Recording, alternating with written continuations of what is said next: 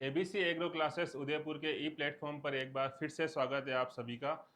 पिछली कक्षा में जब हमने बात करी थी पशुपालन की एक बहुत महत्वपूर्ण पार्ट होता है जो आपके ऑलमोस्ट हर एग्जाम में पूछा जाता है, उसी सीक्वेंस में आज फिर मैं आपके सामने उपस्थित हूँ एक बहुत इंपॉर्टेंट पॉइंट्स लेकर पशुपालन के। लास्ट क्लास में हमने बात करी थी सामान्य इन्फॉर्मेशन अबाउट पशुपालन। आज भी हम उसी बारे में बात करेंगे, कुछ महत्वपूर्ण पॉइंट्स क्या होते हैं पशुपालन के। चलिए स्टार्ट करते हैं। सबसे पहले देखिए, सबसे पहले जब हम बात करते हैं तो कुछ अनुसंधान संस्थानों की बात होती है जो एनिमल हस्बेंड्री में बहुत इंपॉर्टेंट रोल प्ले करते हैं, हम उन्हीं की बात करेंगे। देखिएगा, सबसे पहले नाम लिखा हुआ है आपके सामने IVRI। देखिए, फुल फॉर्म अगर आपसे इसकी बोलना चाहें तो याद रखिएगा, जब स्टार्टिंग में नॉर्मली आई होता है उसका मतलब होता है इंडियन। ये लास्ट के जो दो वर्ड लिख रखे हैं आर और आई, इसको याद रखिएगा। आर का मतलब होता है रिसर्च और आई का मतलब होता है इंस्टीट्यूट। नॉर्मली यही सब जगह यही अप्लाई होता है। तो देखिए, इस पूरे को अगर हम देखें तो इंडियन पता लग गया, रिसर्च पता लग गया, इंस्टीट्यूट पता लग गया। वी नहीं पता है तो याद रखिए वी का मतलब होता है यहाँ पे वेटरनरी।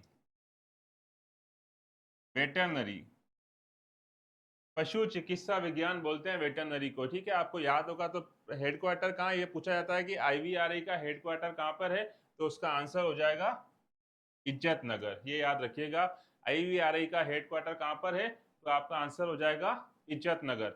नेक्स्ट देखिए, एक इंपॉर्टेंट नाम और ले रखा है NDRI। मैंने अभी बताया आपको आर और आई लास्ट में लिखा हुआ होता है, उसका मतलब होता है रिसर्च इंस्टीट्यूट। अब देखिए, यहाँ पे जो एन लिखा हुआ होता है उसका मतलब होता है नेशनल। डी क्या है, डी का मतलब होता है dairy. National dairy research institute, इसका हेडक्वार्टर कहाँ पे है, तो इसका आंसर लिखा हुआ है करनाल के अंदर है। देखिए, IVRI का हेडक्वार्टर कहाँ पे हो गया, इज्जत नगर। NDRI का हेडक्वार्टर कहाँ पे हो गया, करनाल। तीसरा नाम दे रखा है IGFRI। सेम वही बात, RI का मतलब रिसर्च इंस्टीट्यूट। अब देखिए, आई का मतलब चलो अपन बोल सकते हैं इंडियन, तो जी और एफ क्या, तो याद रखिए जी और एफ का मतलब होता है ग्रासलैंड एंड फोडर, चारागाह और घास। घास के बारे में जो अध्ययन होता है Indian grassland and fodder research institute, इसका हेडक्वार्टर कहाँ पर है, झांसी के अंदर है। कहाँ पर है, झांसी के अंदर है। ठीक है, तो देखिए, अगर हम सिंपल सी बात करें, IVRI का हेडक्वार्टर हो गया इज्जत नगर, NDRI का हेडक्वार्टर हो गया करनाल और IGFRI का हेडक्वार्टर हो गया Jhansi, Indian grassland and fodder research institute. Next देखिए, एक इंपॉर्टेंट नाम है CSWRI। RI का मतलब रिसर्च इंस्टीट्यूट। अगर स्टार्टिंग में एन की जगह आई की जगह सी लिखा हुआ है तो सी का मतलब होता है सेंट्रल, केंद्रीय। अब देखिए, दो वर्ड बचे, शीप और वुल। भेड़ और वुल का मतलब ऊन। केंद्रीय भेड़ ऊन अनुसंधान संस्थान कहां पर है, तो उसका आंसर है अविका नगर। आप इसको टोंक, मालपुरा, जयपुर जो भी बोलना चाहो, जो ऑप्शन दे रखा उसके हिसाब से आप टिक कर सकते हो। CSWRI का हेडक्वार्टर कहां पर स्थित है पूछा जाए तो आपका आंसर होगा अविका नगर। अब देखिए, नीचे दो नाम लिख रखे हैं CIRB और CIRG। इसमें स्टार्टिंग के तीन वर्ड बिल्कुल कॉमन है, CIR। देखिए, CIR का मतलब होता है सेंट्रल इंस्टीट्यूट ऑफ रिसर्च। अब वो कहाँ पे होता है, किसके ऊपर वर्क कर रहा है, बी का मतलब होता है बफेलो, भैंस। और जी का मतलब होता है बकरी, गोट। तो याद रखिएगा CIRB का मतलब होता है भैंस संबंधित अनुसंधान कहाँ पे होते हैं, हिसार हरियाणा में होते हैं। और यही अगर आपको पूछे CIRG का मतलब होता है ये अनुसंधान अगर गोट के ऊपर हो, गोट के ऊपर ये अनुसंधान हो, बकरी के ऊपर अनुसंधान हो, तो कहाँ होते हैं, मखदूम यूपी के अंदर होते हैं। ये याद रखिएगा आप, मखदूम यूपी के अंदर। इस तरह से ये एग्रीकल्चर के बहुत इंपॉर्टेंट इंस्टीट्यूट है जो आपके सामने लिखे हुए हैं। IVRI का हेडक्वार्टर कहाँ होता है, इज्जत नगर। NDRI का हेडक्वार्टर कहाँ होता है, करनाल। IGFRI का हेडक्वार्टर कहाँ होता है, झांसी। और CSWRI का हेडक्वार्टर कहाँ होता है, अविका नगर। CIRB और CIRG, इन दोनों का हेडक्वार्टर कहाँ होता है, तो आपका आंसर हो जाएगा हिसार और मखदूम। ये प्रमुख इंस्टीट्यूट है जो आपको याद होने चाहिए एनिमल हस्बेंड्री में। नेक्स्ट देखिए, एनिमल हस्बेंड्री में एक क्वेश्चन बनता है रेफ्रिजरेटर कंसंट्रेट के ऊपर। खाद्य पदार्थ जो होते हैं, उन खाद्य पदार्थों को किन भागों में विभाजित किया गया है? अगर आपको इस तरह से पूछें तो याद रखिएगा, खाद्य पदार्थों को विभाजित किया गया है दो भागों में। पहला मोटे चारे और दूसरा दाने। ये याद रखिएगा, मोटे चारे और दाने, इन दोनों में डिफरेंस है। सेम अगर जैसे आपको बोले किन्हीं दो में अंतर पता लगाना है तो आप किसी एक को याद कर लो, दूसरा उसका क्या होगा? अपोजिट।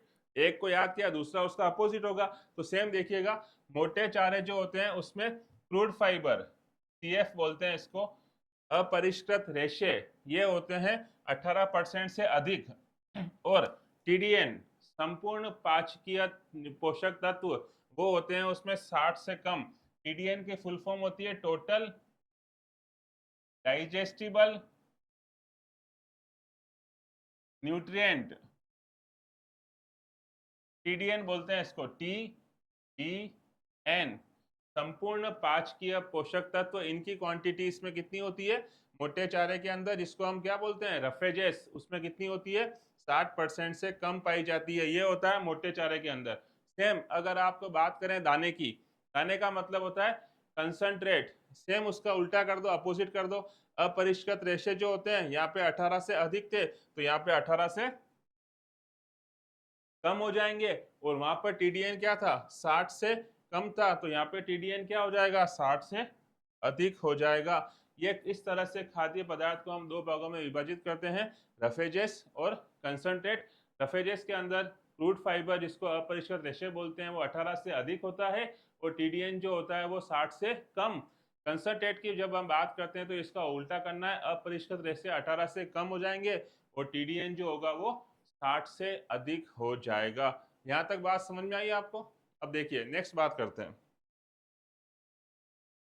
पशुओं की प्रजाति के बारे में कभी कभी प्रश्न बनता है कि पशुओं की प्रजाति का तापमान क्या होगा, उनकी श्वास दर कितनी होती है, उनकी हृदय गति कितनी होती है। उसी संदर्भ में एक टेबल आपके सामने है। अलग अलग पशुओं के तापमान, श्वास और हृदय गति, तीनों के बारे में यहाँ मेंशन किया हुआ है। पशु की प्रजाति का तापमान, श्वास दर और हृदय गति ये प्रति मिनट होती है, प्रति मिनट। ये तापमान, ये डिग्री सेंटीग्रेड के अंदर दे रखा है। तापमान हमेशा डिग्री सेंटीग्रेड में भी होता है और फ़ारेनहाइट में भी होता है, यहाँ पे डिग्री सेंटीग्रेड दे रखा है। तो देखिए, गाय का तापमान दे रखा है, सामान्य परिस्थिति में कितना होता है? 38.6। भैंस का तापमान होता है 36.8, भेड़ का होता है 38.9, बकरी का होता है 39.1। इसके आसपास का जो भी आंसर आ जाए उसी हिसाब से आपको आंसर सही करना है। एग्जैक्ट वैल्यू कुछ नहीं होती है, आसपास की वैल्यू जो भी दे रखी हो वो आपको टिक करनी है। सेम देखिए, श्वास दर कितनी होती है? तो गाय की सामान्य श्वास दर होती है 20 से 25, भैंस की 15 से 20, भेड़ की 25 से 30 और बकरी की भी 25 से 30। ये भी आपको पता होना चाहिए। फिर आते हैं हृदय गति के ऊपर। सामान्य परिस्थिति में गाय की हृदय गति कितनी होती है प्रति मिनट? प्रति मिनट, ये प्रति मिनट के अंदर ही होगा, प्रति मिनट। ये होगी गाय की 50 से 60, भैंस की होगी 40 से 50, भेड़ की 70 से 80, बकरी की 70 से 80। नॉर्मली भेड़ और बकरी का तो ऑलमोस्ट सेम ही होता है, भेड़ और बकरी। इसीलिए क्वेश्चन जो होता है वो कभी कभी इनका साथ ही आ जाता है कि एक साथ ही पूछ लेते हैं, भेड़ बकरी की श्वास दर कितनी होती है, भेड़ बकरी का सामान्य तापमान कितना होता है, या भेड़ बकरी की हृदय गति कितनी होती है। तो इस तरह से आपको ये टेबल याद होनी चाहिए। फिर देखिए, एक इंपॉर्टेंट क्वेश्चन और बनता है कि गाय का जो तापमान है कहाँ से नापा जाता है, गाय की श्वास दर कहाँ से नापी जाती है, और गाय की नाड़ी कहाँ से नापी जाती है। तो देखिए, प्रश्न जो बनेगा वो बनेगा नाड़ी के ऊपर। किसके ऊपर बनेगा? नाड़ी के ऊपर। क्यों? क्योंकि नाड़ी के मान अलग अलग हैं, बाकी तो सबका आंसर सेम ही है। गाय, भैंस, भेड़, बकरी, इन सबका तापमान जो मेजर करते हैं वो गुदा रीजन से करते हैं, एनल एरिया से किया जाता है। और इन सबके श्वास दर जो नापते हैं वो थूथन से की जाती है, ऐसे हाथ रखकर थूथन से। तो ये तो कॉमन क्वेश्चन है, इसमें कोई क्वेश्चन बनता नहीं है। क्वेश्चन बनता कहाँ पे है? यहाँ के ऊपर। यहाँ देखिए, जब आप नाड़ी की बात करते हो, गाय की और भैंस की, गाय की और भैंस की जो नाड़ी नापी जाती है वो हम नापते हैं, पूंछ में एक धमनी होती है उसको बोलते हैं अनुत्रिक धमनी। तो क्या बोलते हैं? अनुत्रिक धमनी। इसको इंग्लिश में बोलते हैं कोक्सीजियल। ये भी याद रखिएगा आप, कोक्सीजियल। पूंछ की अनुत्रिक धमनी, गाय और भैंस की नाड़ी नापते हैं पूंछ की अनुत्रिक धमनी से। फिर देखिए भेड़ और बकरी, भेड़ और बकरी में भी याद रखिएगा पूंछ की इसमें कौन सी धमनी से नापते हैं? तो अरु धमनी बोलते हैं, इसको बोलते हैं फिमोरल। फिमोरल। तो अगर आपसे पूछे तो देखिए गाय और भैंस की नाड़ी को हम नापते हैं किससे? पूंछ की कोक्सीजियल धमनी से, कोक्सीजियल से गाय और भैंस की। भेड़ और बकरी की हम नाड़ी नापते हैं कहां से? पूंछ की फिमोरल धमनी से, अरु धमनी से। और कभी कभी घोड़े का पूछ लेते हैं तो याद रखिएगा उसका आंसर है अधोहनु, सब मैंडिबुलर, घोड़ा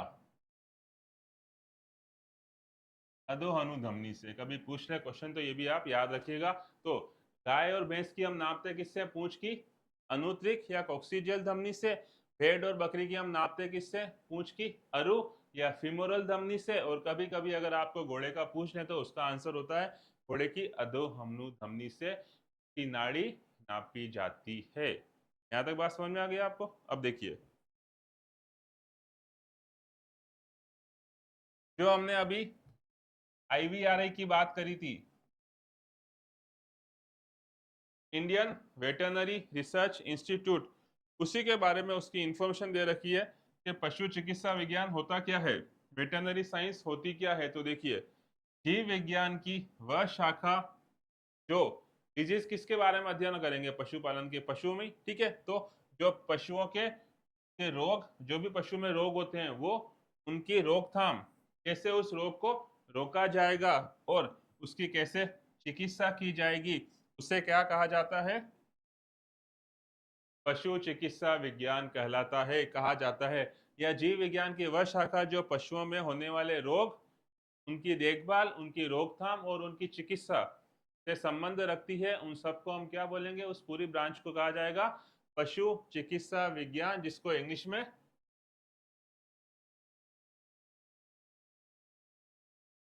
वेटरनरी साइंस कहा जाता है। आप जानते हैं BBSc 4 साल की डिग्री भी होती है वेटरनरी साइंस के अंदर।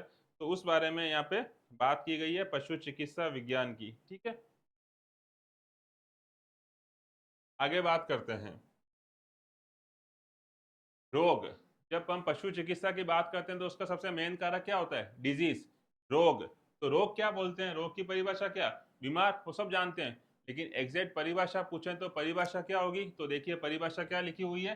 रोग की परिभाषा होती है किसी भी कारण से, कोई सा भी कारण हो, चाहे वो वायरस हो, बैक्टीरिया हो, प्रोटोजोआ, फंगस हो, पोषक पदार्थ हो, कैल्शियम हो, आफरा हो, कोई सा भी हो, पेट में गैस भर जाए, कुछ भी रीजन हो, किसी भी कारण से पशु की सामान्य कार्यकी में अवरोध उत्पन्न होना, पशु की सामान्य कार्यकी में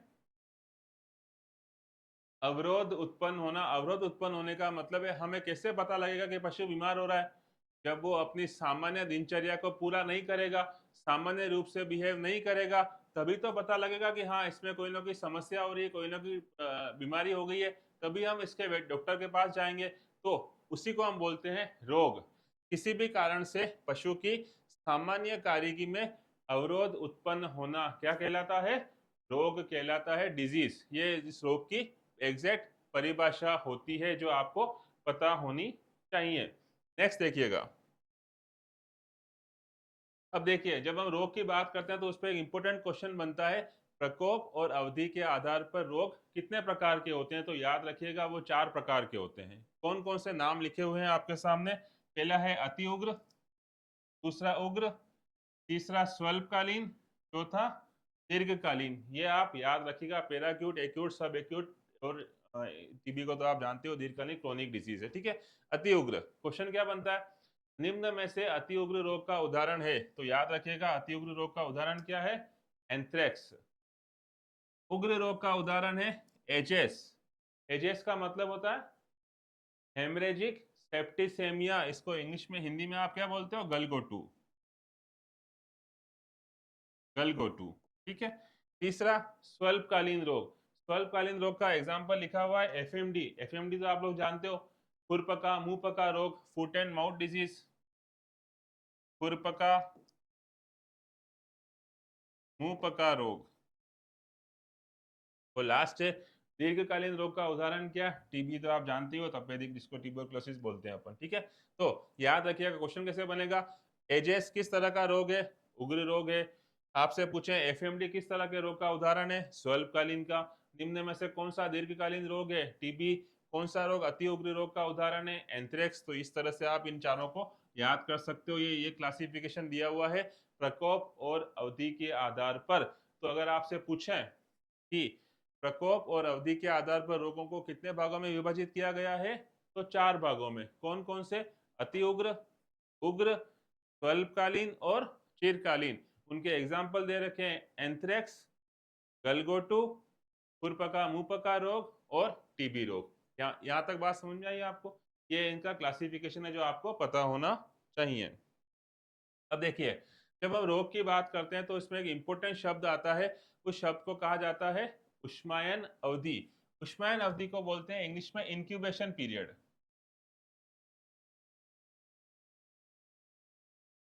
इंक्यूबेशन पीरियड।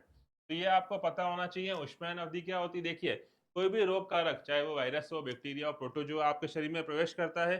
प्रवेश करने के क्या लिख रखा देखिएगा, प्रवेश करने के जितने समय बाद उस रोग के लक्षण प्रकट होते हैं, इस अवधि को उष्मायन अवधि कहा जाता है। इसका मतलब क्या हुआ? इसका मतलब यह हुआ कि आज अगर किसी पशु के शरीर पे किसी बैक्टीरिया वायरस ने अटैक किया, सपोज, और 2 दिन बाद उसने उस रोग के लक्षण प्रकट हुए, तो आज से लेके जो ये 2 दिन थे, इस अवधि को क्या कहा जाएगा?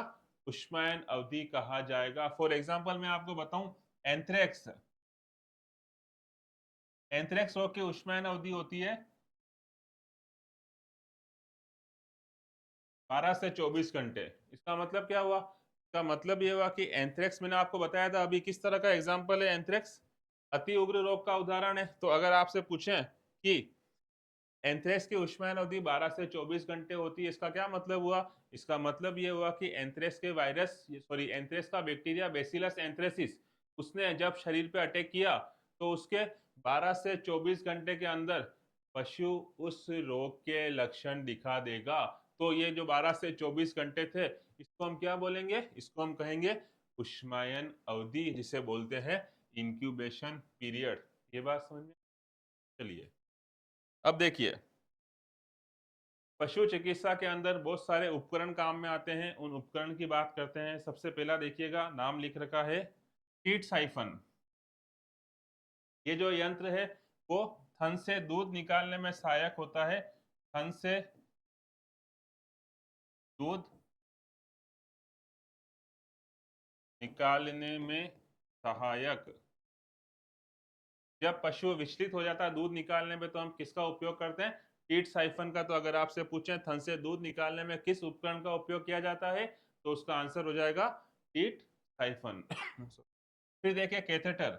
कैथेटर जो होता है वो पशु के शरीर में जो रुका हुआ पेशाब होता है, रुके हुए पेशाब को बाहर निकालने में सहायक होता है।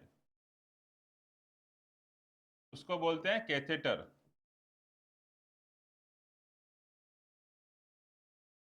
पशु के शरीर में अगर यूरिन किसी कारण से बाहर नहीं हो रहा है, यूरिन पास नहीं हो रहा है, तो उसमें रुके हुए पेशाब को बाहर निकालने के लिए कौन से उपकरण का उपयोग करते हैं? हम कैथेटर का उपयोग करते हैं। फिर देखिए, एक और नाम दे रखा है ट्रोकार कैन्यूला। ट्रोकार कैन्यूला एक उपकरण होता है जो यूज होता है कब, किस काम के लिए? पेट में भरी हुई गैसों को बाहर निकालना। याद रखिएगा, ट्रोकार कैन्यूला जो उपकरण होता है उसका यूज हम कब करते हैं? जो पेट में गैस भरी होती है, उस गैस को बाहर निकालने में हम उसका उपयोग करते हैं। फिर देखिए, एक नाम दे रखा है, एक और इक्विपमेंट दे रखा है टैटूइंग फोर्सेप। फोर्सेप होता है जिसमें केओएच की छड़ का उपयोग करते हैं। केओएच, केओएच का उपयोग करते हैं। और उपयोग किस लिए करते हैं? संरोधन, याद रखिएगा। संरोधन के अंदर यूज किया जाता है, इसका याद रखिएगा। टैटूइंग फोर्सेप का उपयोग हम किस में करते हैं? संयोजन में करते हैं। और संयोजन में किसकी छड़ का उपयोग करते हैं, ये भी क्वेश्चन बनता है, तो याद रखिएगा ये बनता है KOH, पोटेशियम हाइड्रो ऑक्साइड। तो टीट साइफन का उपयोग समझ में आया आपको? टीट साइफन का यूज करते हैं थन से दूध निकालने के लिए। कैथेटर का उपयोग करते हैं रुके हुए यूरिन को बाहर निकालने के लिए। ट्रोकार कैन्युला का यूज करते हैं पेट में जो गैसें भर जाती है उसको बाहर निकालने के लिए। और टैटूइंग फोर्सेप का उपयोग करते हैं हम संरोधन करने के लिए। और इसमें जिस छड़ का उपयोग करते हैं वो छड़ कौन सी होती है? KOH की, पोटेशियम हाइड्रो ऑक्साइड। ठीक है, फिर देखिए 3-4 और उपकरण बहुत काम के हैं। ग्रूम कॉम्ब, ग्रूम कॉम्ब सामान्य लैंग्वेज में कंगा बोल सकते हो आप। ठीक है, ग्रूम कॉम्ब का जो मेन काम होता है वो है खुरेरा, खुरेरा करना, पशु की साफ सफाई करना सामान्य रूप से। लेकिन याद रखिएगा इसका मेन काम होता है रक्त के संचरण को बनाना,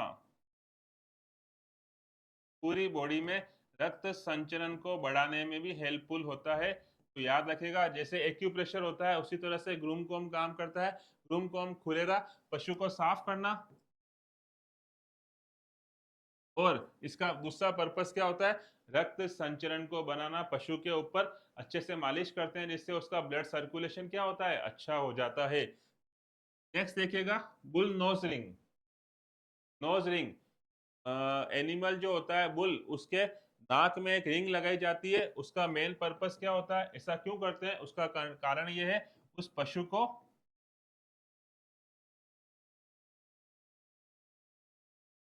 नियंत्रित करना, जिससे वो बुल कंट्रोल में रहे, अपने नियंत्रण में रहे, उसको बोलते हैं बुल नोज रिंग। लास्ट देखिएगा बर्डीजो कास्ट्रेटर। बर्डीजो कास्ट्रेटर जो होता है वो पशुओं के बधियाकरण में उपयोग में आता है। याद रखिएगा बधियाकरण।